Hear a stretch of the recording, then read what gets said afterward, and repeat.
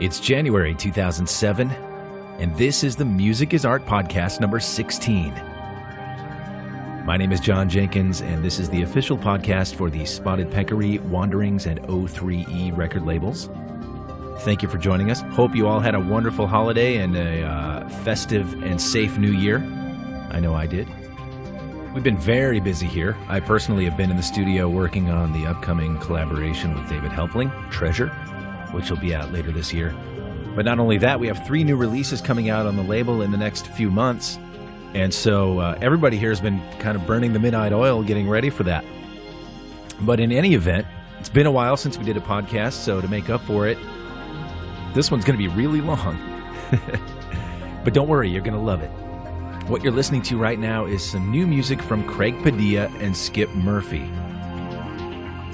Craig has 2 new albums that came out in the past few months. One is called Phantasma on the Groove label out of the Netherlands, and the other is long-form ambient work called The Light in the Shadow on Spotted Peccary. I recently recorded a conversation with Craig from his studio in Northern California and talked about the new releases and some of his history and how he got into doing this music and lots of things. And Craig always has fun and interesting things to say, so it should be a good one. So I'll play the interview and probably cut away from time to time and play a track. So let's get going today on the 16th installment of the Music is Art podcast, a conversation with Craig Padilla. Enjoy it.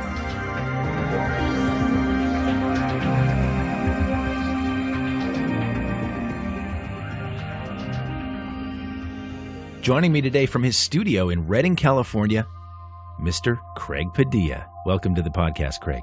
Thank you for having me. Hello, hello. Hello. Thanks for taking time out of your very busy schedule to be here. And I do mean busy. Obviously, you've been a busy boy lately because you've just released 2 new albums late last year, and they are, if I'm correct, and I may not be, but I think they're your 11th and 12th releases? You know what? I've lost count. I can't count that high. I can't count to 21 unless I take off all my clothes. Well, I'm glad we're on the phone then and not in the same room. Yeah, so I've got, 2 new releases. Phantasma on the Groove Unlimited label, our friends overseas, that I did with Skip Murphy. And he also joined me on a release that's my follow-up to Vostok. Not really a follow-up to Genesis, but it's more of a follow-up to Vostok because it's another long-form ambient piece, but I think this one has a little more variety to it.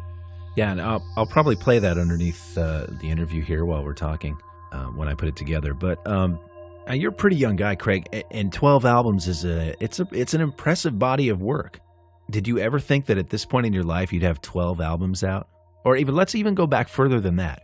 Why do you even have 12 albums out? And why do you have 12 albums of electronic space music out? Was there something you heard in your lifetime that made you want to do this kind of music? Yeah. The biggest influence that I had was when I was at the Schrader Planetarium in Redding, California. 9th grade. All the 9th graders went to this planetarium. And after the show, there's some spacey music and the stars are going on and the teacher's talking about everything. And does anyone have any questions? And so one student raises his hand and said, yeah, what star is that? And the other guy says, what planet is that? And he gets to me and I go, what music is this? And as it turned out, it was Jean-Michel Jarre's Oxygen. And he turned me on to that and mentioned Kraftwerk's The Man Machine album. And so, back then they were still making albums and they still had real small bins called electronic before the, new age came in. And so I remember going into the electronic section, just picking out albums at random. And I started discovering Vangelis that way and more Jarre. And it was funny too, because I remember going into a record store going, do you have any electronic music? And he goes, excuse me? I said, well, stuff like Jean-Michel Jarre. Have you heard of Thomas Dolby? I'm like, no, electronic music. I know she blinded me with science. I'm not talking top 40 here. I'm talking, have you heard of Ultravox? So it was still really hit and miss then, but as a fan of the music, it was kind of fun just looking at an album, seeing how weird it was, or seeing the instrument credits on the back of the cover and going, hey, look, he used Mellotron or ARP synthesizer. I think I'll buy this. And then you take it home and it's just prog jazz and nothing weird about it at all. So that was part of the hit and miss criteria back then. And every once in a while you'd find a gem like Vangelis' Spiral, and then you'd go, hey, I want his other ones. But Jean-Michel Jarre was the first thing I heard that made me want to do this for sure. And I've been hooked ever since. So I decided to, as an artist, I write the music that I would like to hear. And because I figured it would save me money. I wouldn't have to buy CDs. Yeah, and you know what you're getting before you put it on, too, right? Yeah, exactly. So how long after you started discovering that kind of stuff did you actually begin to dabble in it? It was probably about a year after I first heard it. There was a store in town. There still is, too. It's called Bernie's Guitars. They used to have a big synthesizer section there in the 80s when FM synthesizers were big. So they had quite a few DX synthesizers and whatnot. I remember going in there and I asked the gal if I could just come in and play. And she goes, yeah, if you want to come in and hang anytime, feel free, you know. So I'd go down there and bring a tape. And this is such a nerdy thing. But I spent a whole summer vacation just about there in the synthesizer area making music. Wow. And I was in high school. So I should have been out trying to pick up on chicks. You know, which I would occasionally do in the evening, but I guess I should have done more of that. But no, I'd go down there and I'd just make this wanky-ass electronic music and come home and go, listen to this, woo! You know, which no way is any of that going to see the light of day, and after talking to you about it, I'll probably burn those tapes. Well, that's interesting, Craig, because we have them right here. Hey, let's play a track. Yeah. So anyway, yeah, so I hung out down there for a whole summer, and that was basically my first training session. You know? So you're experimenting, you're dabbling in the music, and, not to go into a big history lesson here, but at what point did you decide that, hey, maybe I could really do this? Like actually take it really, really seriously? Yeah. Or did it just kind of sneak up on you? It just kind of snuck up, I guess. I remember going into college and... because I wanted to major in the theater arts. So I'm taking theater, and they had an ARP 2600 at the time, and I remember talking to the director saying, I like to do experimental music, and, I think I might be able to do a soundtrack for you. Will you let me? And he goes, well, sure, I'll check it out. And so I created some really off-the-wall stuff with a multi-track, and he liked it, and he used it, and they started using me more for soundtracks instead of acting. So I think maybe my acting sucked. Wow, it's neat how many epiphanies can happen when you conduct an interview with someone. Thanks a lot, John. Sure. It's amazing how low my self-esteem's going downhill. Yeah. This is great. It's like Jerry Maguire. We're not going to stop until you cry. That's my goal. Great. Wow, it's amazing. Where is this going? This is great. I'm realizing more and more about myself. I'm hitting lower and lower self-esteem, getting more into self-doubt. Sorry, Craig. So back to the when did I start taking this seriously aspect. I had released my very first cassette called The Heart of the Galaxy and shelled out my own money to do it, and started submitting my music to one of the public radio stations around here that played electronic new age music at night. And back then I was called Craig Padilla, and the radio DJ pronounced it, you're listening to the music of Craig Padilla, and I thought, okay, fine, I'm Padilla from now on. So if he didn't say that, I wouldn't have, been who I am today. Wow. Influenced by a DJ. But back in 1990, and that's why I tell people, I've been doing this for 16 years, even though I was doing it longer than that. But, 1990 is when I think I really decided I'm there. They're playing it on the radio, and I'm there. You like to play live. In fact, you're almost legendary in Reading for your live shows. You've done quite a few over the years, haven't you? Oh, yeah. I have not done one since 2003. But prior to 2003, from 1990 to 2003, I would say there were a lot of performances that we did, especially in the early 90s. I met Skip at my second concert ever at the... actually, it was my third concert, I'm sorry. But it was called Journeys Through Space 2. At Shasta College Theater. And because I was still a student there, they let me do a total of 4 concerts there, like a series, to benefit the theater department. And they just kind of kept evolving over time until, the 4th year when I stopped, or the 5th year I stopped doing them there and was doing them at art fairs and the Schrader Planetarium. We did some shows there, and we performed up in Mount Shasta. And which was nice because up here, Reading is it's the biggest city north of Sacramento and south of Medford, Oregon. And Skip and I kept telling people that we didn't like the music scene up here, so we created our own. because it's loaded with blues and classical music up here, blues especially, and country. And so we would go around and tell people that we were country music from another planet. And I'll tell you right now, we ended up with a lot of people, you know. We played coffee houses, and I mean, there's still, to this day, there's no one up here in this area that does the music that I do, which is odd. And I wish there were more, because I'd go to watch them, you know, or hear them, because I love this kind of stuff. Have you thought about taking your show on the road out of Reading? Yeah, I would love to get out of Reading for sure to do this, and you know, head up to Portland or even San Francisco. I just haven't made the proper contacts, and in order to do it, it's got to be able to at least pay for my gas. You know, there's got to be something out of it, and that's what makes it really tough, because, you know, if the option is take the show on the road and break even, or stay at home, work my own business and make money, you know, what takes precedence is the self-employed business part of it, you know. But it would be really nice just to take my show on the road, because I can't help but think that there's a call for unique entertainment like what you and I do. How many artists do you know of on a regular basis that you could go out on a Friday night and see or hear perform electronic music? You know, at least in my area, it's kind of next to none. It's hardly ever, unless I'm doing it. Well, you know, this kind of music performed live, I mean, you would think it could be kind of boring. You know, just one or two guys up there twisting knobs and stuff. I mean, how do you approach that to keep it interesting for the audience? You know, you said exactly what Skip has always told me. Watching a keyboardist is like watching paint peel, is what he always says, you know. And it's funny, because he's a keyboardist, you know. I guess as an electronic performer, you're also mixing at the same time as well as performing. I mean, that's just how it works. Do people like to see that? It's like, here's a solo on knob. Woohoo, look at him. Nobody twists a knob like that. That's awesome.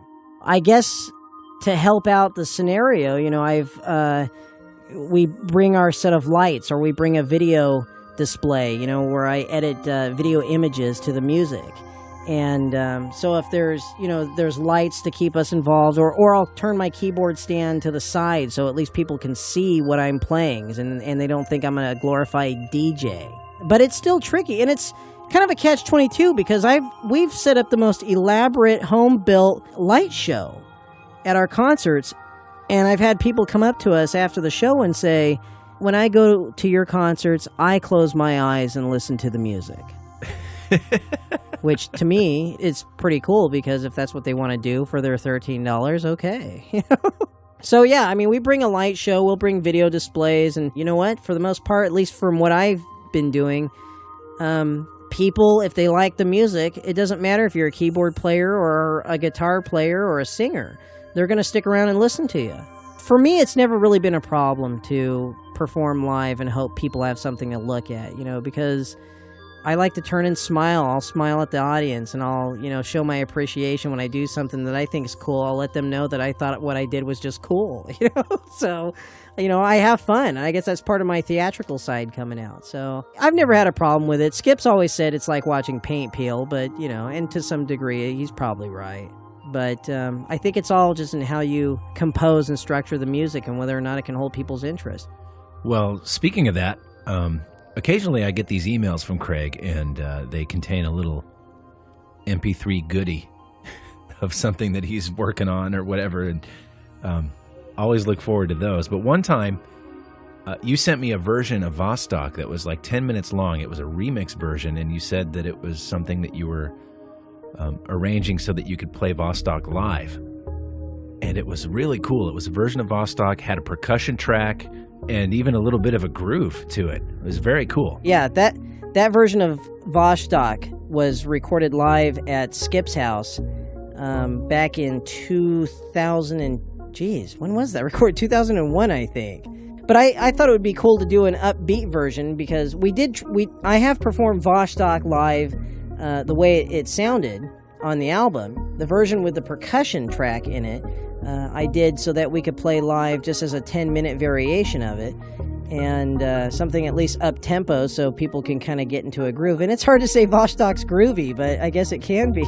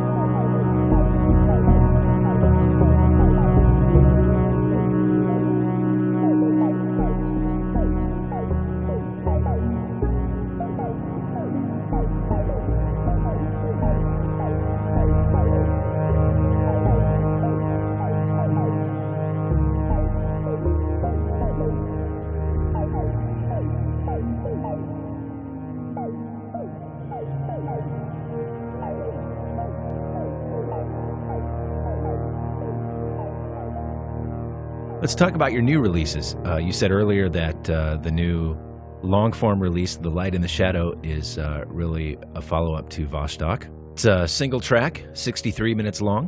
What else can you say about it? Well, I actually started writing it as a full-on drone piece. I wanted it spacier than Vostok. And Vostok's kind of a spacey piece of work, but there's some rhythmic elements to it, with the sequencer that appears here and there and stuff, so it's rhythmic without any percussion. And with The Light and the Shadow, I just wanted to just do a full-on drone piece that you could just relax and chill. And the more I was listening to this hour piece of music, I'm just such an active guy as it is that I couldn't resist but say, nah, it's not done. So I created a bunch of sequence stuff and kind of threw it into the mix at various times here and there. But it was all based around a main drone that I had created. There were 3 or 4 initial drone tracks that I had played live, completely live, all the way through for a full hour and 3 minutes. So you can only imagine how long it took to record that sucker. 3 hours and 9 minutes. Exactly. It's something real close to that. I just remember coming out of the room going, okay, I need a drink. But it's The Light and the Shadow, and it's a pretty cool piece of music. I didn't put any liner notes because I didn't want anyone to really know what inspired me to do it. And, I was just trying to kind of keep it a secret and a mystery so that people hearing the disc can come up with their own, notions or ideas of what maybe inspires them to when they hear it, So what inspired you to do it? I knew you were going to ask me that. Damn it. What inspired me to do it was just the birth of my child. It was when we just brought her home and I held her in my arm for the first time at the house while I was playing a lead line, over a song. But a lot of the stuff I've been working on recently has been heavily inspired by, like what it would feel like to be floating in the nothingness or the somethingness of the womb or whatever. And not to get all deep and metaphysical, but that's kind of where I was going with The Light and the Shadow. It's a very spiritual piece of music that's uplifting without sounding new agey, if that makes sense. But yeah, The Light and the Shadow is I still listen to it. Tonight I'm listening to it. I've been listening to it for the last year and a half. I did the same thing with Vostok for a while. I listened to that one at night on repeat for many nights. And my wife gave birth while The Light and the Shadow was playing, which was kind of neat. I don't know. I have a kind of a close bond to this, and I'm happy to say that it's been released so other people can share it with me and hear it. So, and I don't normally get sentimental like that. Me, I'm a spaz in a nutcase, but which is another funny thing. Hey, Craig, I'm always asked this: how come someone as spastic as you can write such quiet, peaceful, melodious music? Wow, Craig, we listened to your interview. You sound like a meth head. Yet you write this stuff like Vostok and The Light and the Shadow. What is up with that? Yeah, well, what is up with that? I mean, let's stay on that for a minute. What inspires Craig Padilla? Are you inspired by your environment, nature? Does that make you want to create? Or does it all come from inside? I think it just comes from when I'm doing the dishes. I'm the dishwasher in the house, so I've got to keep myself entertained scrubbing away, so I'll sit there and start humming songs in my head. And when I realize how cool this melody line is, I start multi-tracking in my brain, and I'm like, wow, I should have been done with the dishes by now, and I've been humming. So then as soon as I'm done with that, I have to go into the room and I start creating, and it's the atmosphere of the quiet night. I'll turn off all the lights, maybe just have a couple of glowing lights on, maybe an incense or something, and I'll just turn on the recorder and just start working on some music, whether it's upbeat or mellow. So I guess it all depends on what the mood is, And then, of course, if I'm feeling really emotional, like if something really hits me in a bad way or something odd, then what's really odd is the more powerful the emotion is, mostly in a hurting way, then I come into the room and I work out that aggression with a peaceful song, and it's odd. It's just like, how did something so pretty come out of being so upset or so angry or something? So I guess that's what inspires me. Or sometimes I'll hear a new album, like yours, for example, and think, wow, he did some nice little touches there, or that's a nice idea or pattern. And, but I mean, you take certain inspirations from other artists and you work with that, like to say you're inspired by Tangerine Dream or you're influenced by this band, because you might sound like them a little bit. Well, that's because that's what happens for me. When I listen to a new album, I suddenly get influenced by something that hits me really cool, and I'll say, well, that's a neat trick. I should try that in a song, and then I'll try to see how I can use it. I think all of us borrow ideas from other artists. What's the strangest music that you've heard that's inspired you? Like I don't know, like maybe you heard Hank Williams and got all inspired to go into the studio and create or something. Or is it all, in the genre? Yeah, what kind of stuff do you listen to that would surprise us? Well, I listen to, prog rock, like Dream Theater, for example, is probably the heaviest music I listen to, just because I think those guys can really, really play their instruments. I guess Kraftwerk's latest stuff, I enjoy the new material that Kraftwerk makes. Their latest DVD is awesome. Anything past that, I really don't listen to anything too mainstream. I just don't listen to that kind of stuff. I listen to good old-fashioned rock and roll music, like classic Black Sabbath, maybe. Okay, there's something weird, I guess. I could say, the Ozzy Osbourne years, but I don't go out of my way to buy that stuff now. I think the most that I buy would be the Dream Theater stuff or any side projects that they do, or stuff by Marillion, prog rock. But prog rock's kind of has a lot of elements of electronic music in it. So other than that, I don't listen to too much of anything else other than just electronic music. Most of the stuff I listen to is stuff that I like to create, so I listen to a lot of me, believe it or not. It sounds really big-headed, but I do like to listen to a lot of my own music, and I listen to a lot of artists in the same genre, a lot. I'm going to say that's going to be, oh, great. Listen to this. John just asked him the burning question. What do you listen to that's going to surprise us all? Did you hear what he said? Wait, listen. Here it comes. Here it comes. Oh. He said the kind of stuff he plays. Man, I thought he was listening to Hank Williams and Merle Haggard. But no, I really don't listen to much mainstream. I would say the weirdest stuff I'm listening to right now, or in general, would be that early electronic music from the late 60s. Like even George Harrison's electronic sounds. Who would have thunk that the guitarist of the Beatles was a pioneer of electronic music at one point, But again, they had the albums out before we did, so I gotta give them a high five and a smile. Even though you go, wow, the music sounds like my stomach's gurgling. So I get this stuff because they're pioneers of electronic music, And I'm sure I'm the only guy in Northern California that's driving down the road. I've got it cranked up, and, people have just got to be thinking, instead of the boom, coming out my speakers, like most trucks, they've got,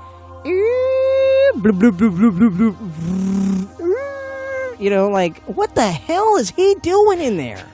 So do you actually appreciate that stuff, or are you just listening to it for, historical value? No, it's both. The artists back then, and I'll call them artists because they were, it was a new instrument then. So you got to wonder if, they were listening to it, because believe me, some of the frequencies and stuff are fairly annoying at times, but it was new to hear this high-pitched, deteriorating squeal, But I dig it because it's like new technology, Maybe it was just so new that just generating sounds back then, people thought this is a trip. That's why I've always had a thing for hearing old abstract music, because if it wasn't for these guys, where would we be, so to speak, so you never know. So I have a respect for these things, even though some of it's kind of annoying. We all have to start somewhere. Every instrument starts somewhere. I'd like to hear the first guitar music. Wouldn't that be funny? So you've got the two new releases. You talked earlier about The Light and the Shadow. And Phantasma is very different from that, isn't it? Oh, really, really, really different, yes. The Light and the Shadow is a calming piece of music with some sequenced elements in it, that are hypnotic and rhythmic without any percussion, but it's still very light and airy.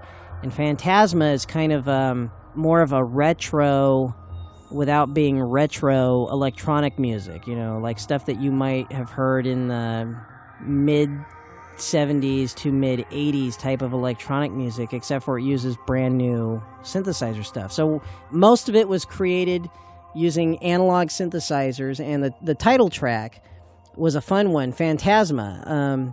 What happened was I went over to Skip's house with every bit of my equipment, and I daisy-chained 2 Sequential Circuit Pro 1 synthesizers together, 2 analog synthesizers, and daisy-chained those up to my ARP 2600, which was connected to an ARP 2500 sequencer module. That, in turn, was connected to Skip's Paya modular and maybe even a Fat Man, I'm not sure, and something called a Technosaurus, and just all this analog equipment, because I thought it would be cool to try to mimic a big modular synthesizer, which to me, 8 analog synthesizers daisy-chained to each other is nothing different than one modular synth, because they're all kind of doing the same thing to each other, in unison.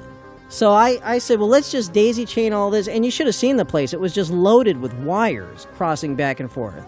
And the whole piece was completely improvised from beginning to end. I mean, we kind of played through it once just to make sure everything was running right. But other than that, it's like, are you ready? Yeah, well, let's hit record and just go with the flow. So it was kind of a big experiment to just see if we can get a modular synth vibe, but it was fun. That's kind of what it is. It's a very electronic sounding album.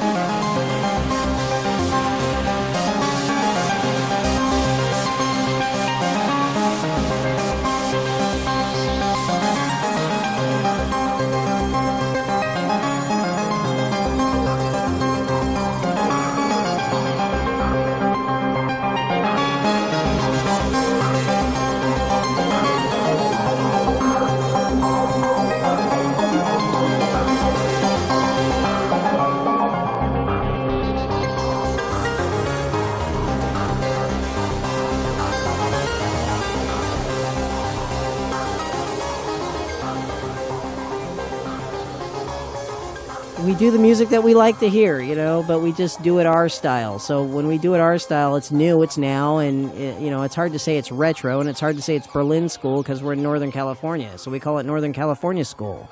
Yeah, it's funny that you mentioned that because when I first heard your stuff, and when I listen to your stuff now even, obviously the first thing that comes to your mind is, wow, this is a lot like old Tangerine Dream and the 70s Berlin school kind of a sound. But then you go back and listen to that stuff, and it's not anything like it at all. It's completely different. Yeah, it sounds nothing like old Tangerine Dream, or old Kraftwerk or anything like that. You just go, because you listen to the old stuff and you go, wow, man, this was really dated, I guess.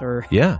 But that's funny, though, because, I've gone back and listened to old Tangerine Dream and thought, man, I don't sound anything like this at all. Yeah, it's interesting because when you first hear your music, that's the first thing that pops into your head. But then you go back and listen to that stuff, and it's not like that at all. Your stuff's fresher and newer and better. Oh, right on. Well, thank you. Yes, thank goodness. But you're the first one to explain it that way, though. That's kind of funny, because I've always felt the same way. Even Skip, I like going back and listening to Tangerine Dream music as far back as Phaedra. And, Skip will say something like, wow, Phaedra, man, you listen to that, and you go, oh, geez, that's a bit primitive there. Everyone has their own opinion about it. Maybe people will listen to this and go, man, that guy is full of crap. He makes the music, and he doesn't even know who he's influenced by. You were really active back in the days of mp3.com. You did a lot of stuff with that. So why don't you share some of your thoughts on the internet and how that's changed the music industry?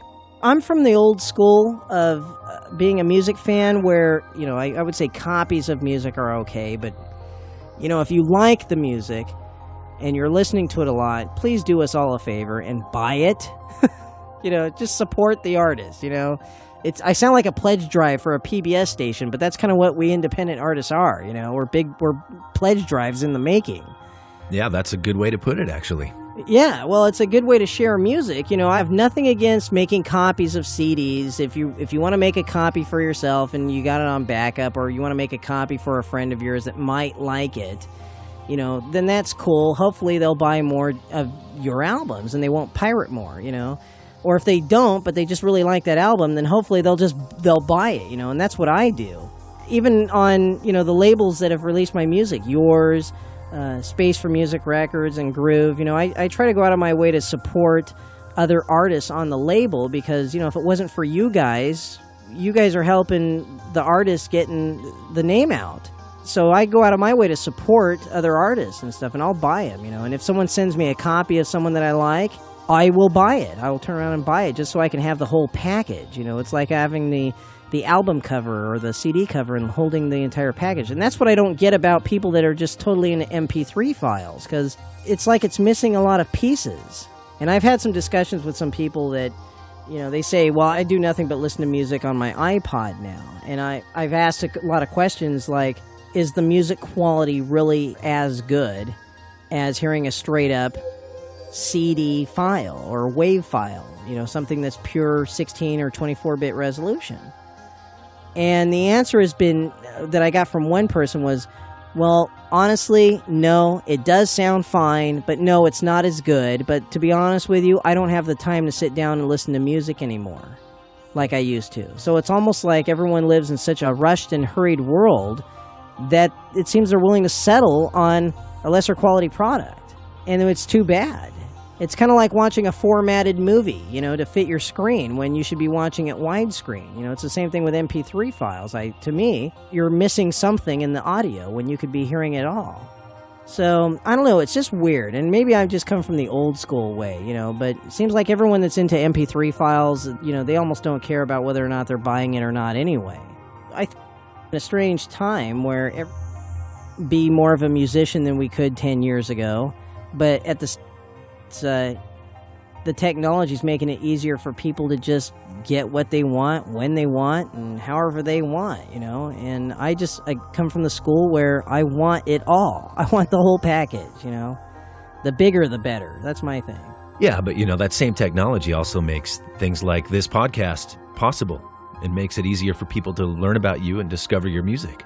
Yeah, you're right. It has its upsides, on the other hand, and thanks to the same technology that's been bringing it down to a point, it's also been bringing it up and bringing it out more to the masses. Before I got on the internet, just performing my music here throughout the 90s for 10 years I just felt like I lived on an island. I was contacting everyone through mail when I could, and that was really tough.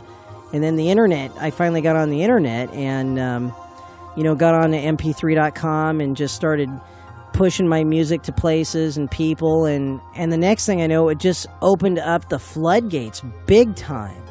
The technology has definitely been, for me, more good than it's been bad.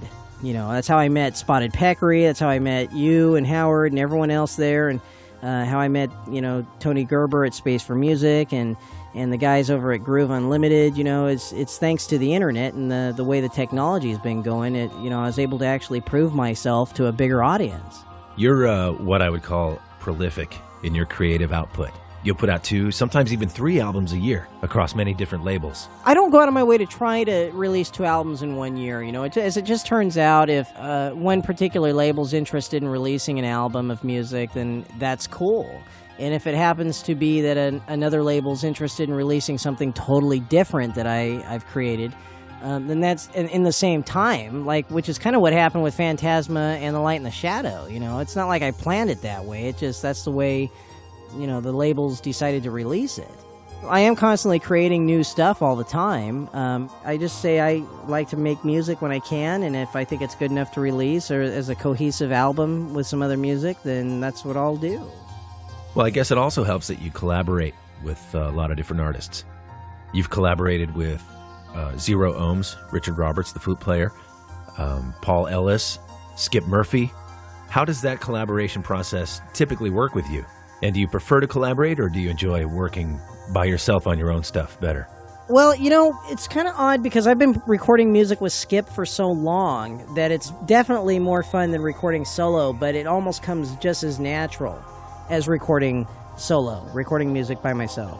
Before I met Skip, I was doing solo music, and when I'd go over to his house and I'd create backing tracks, he would say, "My gosh, where am I going to play? It's so busy." So he kind of trained me to be a little sparse with my sequences so there'd be some room, for the other guy.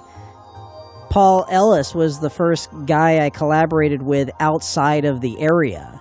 And I met him on the internet, and I said, "Hey, I've got a couple of CDs. Would you want to trade?" And he gave me one of his discs, and I gave him one of mine. And I remember hearing his music thinking, wow, his sequences sound a lot like what I like to do. And it was almost kind of like listening to my soul brother or something, kind of like a lost twin. And so, one summer I took a vacation and went up to his house with my entire music studio and plugged into his equipment, and we just kind of laid down the basic tracks and foundations of what became Ecosystem. Oh, yeah. I love that disc.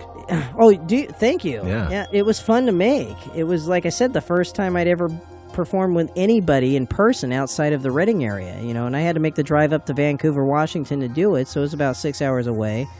Not that that's long, but, we hit it off pretty naturally, and as soon as he first hit record, our first jam session actually turned into a song, so that's on the disc. That was kind of a weird experience just because that happened so naturally. Now, finishing up the album took 2 years because I ended up, having my first child during the process, and I got sidetracked. But, we finished the album, and, yeah, Ecosystem is the end result of it. Creating music with Richard Roberts' Zero Ohms came about because, he's on the Space for Music label, and I've had a couple of releases on that, and I was supporting artists on that label and buying some of his music. And when I first heard his Atmospheres, I thought, wow, he's got a lot of activity with his drones. I almost wish he had some energetic sequences in there. And I've always wanted to do an album, something that R. Carlos Nakai would do, except with more synthesizers, kind of like hearing a Native American flute player out in the cosmos.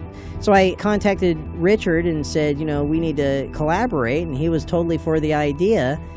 And the path of least resistance was created in no time, and it was the most unusual collaboration because it came about so fast, it came about so naturally, and I've never even met the guy face to face. Wait, even today, you still haven't met him? No, yeah, to this day, we have never met face to face. We've just only talked on the phone and corresponded by sending CDs back and forth in the mail.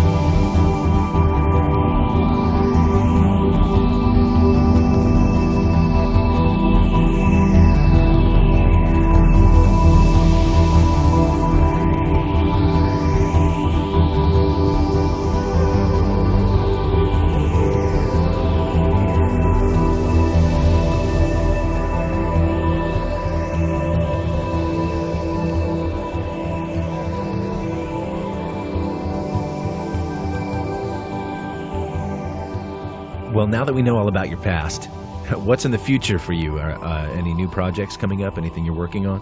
Yeah, I'm hoping to do some performing again, like I was mentioning earlier. You know, I'm hoping to get up to Portland and do a show up there, or even further down south, like maybe a West Coast tour, a mini tour. Right now, I'm getting sent some tracks from Richard Roberts, And we're going to work on a follow-up to The Path of Least Resistance, and I'm looking forward to that one, just to see if it happens as magically as the first one. And then, of course, there's always, more stuff with me and Skip, which easily happens anytime I can get over to his house and, turn on our equipment. So, just, again, we've been doing it for so long, we can almost collaborate in our sleep. I'm in the process of finishing up 2 albums worth of what I would call my tribute to Michael Garrison. It was kind of an unintentional tribute, but that's kind of what happened. I ended up acquiring Michael Garrison's recording studio when he passed away, and Skip and I brought all of his equipment home, and I brought a lot to my own recording studio and just plugged it in and started making some music with that in conjunction with my own gear. And I always wanted to do a collaboration with Michael because he had a melodious style, but, he found a niche and never really changed it. He stuck with it. And I always thought it was kind of, his earlier stuff was great, but some of the newer stuff needed something a little extra, like a collaboration or something, because he never did that, at least not to my knowledge. So when I was making music with some of his gear, it really felt like I was collaborating with him. And I know this sounds really spiritual and metaphysical and stuff, but it was the most eerie feeling when I first started making music on his equipment with my own stuff, because it really felt like he was over my shoulder going, yeah, that's exactly what I do. Thanks a lot, and then I'd add my touches and stuff. So I've got basically this 2 albums worth of material that use a lot of analog equipment from Michael Garrison's studio, and so that's why I call it the unintentional tribute. So I've got that in the works that I'm trying to finalize and touch up before I send that off. You were pretty good friends with Michael, weren't you? Yeah. I have kind of a personal bond to the guy because he was the first guy to get my music out to the masses, actually. Really? I didn't know that. How did that happen? I met Michael Garrison up in Mount Shasta. There was a music festival of peace with a bunch of New Agers up there and stuff, and white gowns, and it was a really unusual experience for me because I'm just not into that kind of scene, but knowing that they all like the kind of music I like for the most part, I went up there and I heard Michael Garrison was going to be there, and Yassos was there, and Bruce Beckvar was headlining, and I went up there and Garrison played a set, and I introduced myself to him and stuff, and I said, hey, I've got a couple of cassettes that I've released myself, and he goes, well, I only carry CDs, but if you ever get a CD out, I'd like to check it out and possibly distribute it for you.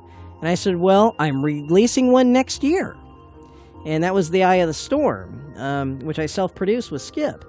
So I got it produced, sent it to Michael, and he immediately ordered 10 discs and promoted it through his Windspell Music mail order service and sold them all, and then made another purchase. And then after that, that's when I was able to finally get my feet in the door in other places, other mail order companies and stuff. So in a lot of respects, I'm in debt to Michael Garrison for him being the first one to get my music to the masses before I even got on the internet. So, I'm always trying to find ways to thank the guy, since I've now got his equipment. I'm sure I'm not the biggest Garrison fan out there. I'm sure there's bigger fans and whatnot, but, thankfully it was going to a good place who was going to appreciate it as much as I do. That's how I feel. It's a personal thing, and, Michael Garrison was kind of a big name sort of in the industry for the genre of music that we do. So just to know that, he was willing to say, hey, I like your stuff. I think I can sell this and make money off you. I feel in debt to the guy. But I stayed in touch with him over the years. And then, of course, when I found out he passed away, which was like such a blow, no one ever sees this stuff coming at such an early age. And as a friend, he was a guy that I stayed in touch with because I really respected the fact that he gave me a chance and helped promote my music before anyone else did. So I'll forever be thankful for it. Wow, it's a great story. Very cool. Thanks for sharing it. And thanks for being on the podcast. I think we're out of time, so we should probably wrap it up here. This has been really fun. Well, I know I've been threatening to have you on here for a while, and I'm glad we could finally make it happen. This has been Craig Padilla, Beneath the Music, on the Music is Art podcast. Thanks, Craig. Would you check in with us again sometime? Yeah, we'll have to do another episode of Beneath the Music so everyone can hear how I've digressed since this. Because, inquiry minds want to know. Yes, they do. There he goes, Craig Padilla, on this 16th installment of the Music is Art podcast. My name is Jon Jenkins. As always, you can visit us online at musicisart.com. Send us an email to podcast@musicisart.com. And all you MySpacers out there, we now have a MySpace page for the podcast as of today. So please be our friend.